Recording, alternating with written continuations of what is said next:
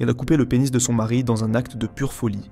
L'histoire tragique de ce couple a été l'une des plus médiatisées des États-Unis dans les années 90. Elle ne ressemble vraiment à aucune autre. Tout commence en 1988. John et Lorena se rencontrent et tombent très vite amoureux. He was a very nice guy and we started dating. That's how I really fell in love with him. Ils se marient au bout de quelques temps, mais la réalité du couple est loin d'être idéale. Entre disputes fréquentes, abus et violences, leur relation se dégrade rapidement. Lorena se sent piégée dans ce mariage, tandis que John, lui, semble de plus en plus distant. Cette situation devient invivable pour le couple, dont le récit finit par connaître un tournant dramatique quelques années plus tard. Le 22 juin 1993, après une soirée de beuverie avec l'un de ses amis, John est rentré à la maison complètement ivre et a rejoint sa femme dans la chambre. Cette nuit-là s'est alors transformée en un véritable cauchemar.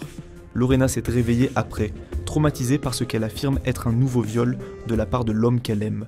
He jumped on top of me and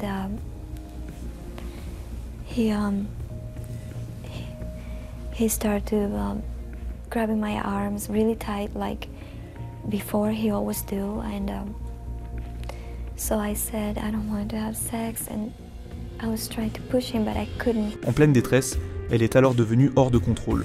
Elle s'est levée, a pris un couteau dans la cuisine et elle est retournée dans la chambre pour couper le pénis de son mari, qu'elle a ensuite jeté par la fenêtre avant de s'enfuir et d'appeler la police. Immediately I thought it was some kind of a horror movie. It was a nightmare, but it was real. It turned into reality. Horrified, terrified.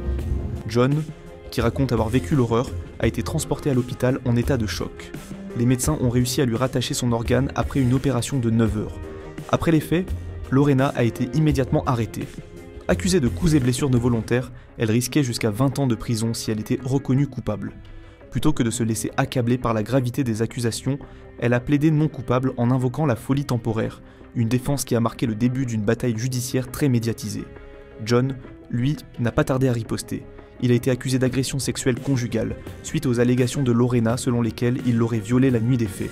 Ce dernier, comme Lorena, a également plaidé non coupable. Finalement, le 22 janvier 1994, le jury a rendu un verdict qui a secoué l'opinion publique. Lorena Bobbitt a été déclarée non coupable par aliénation mentale.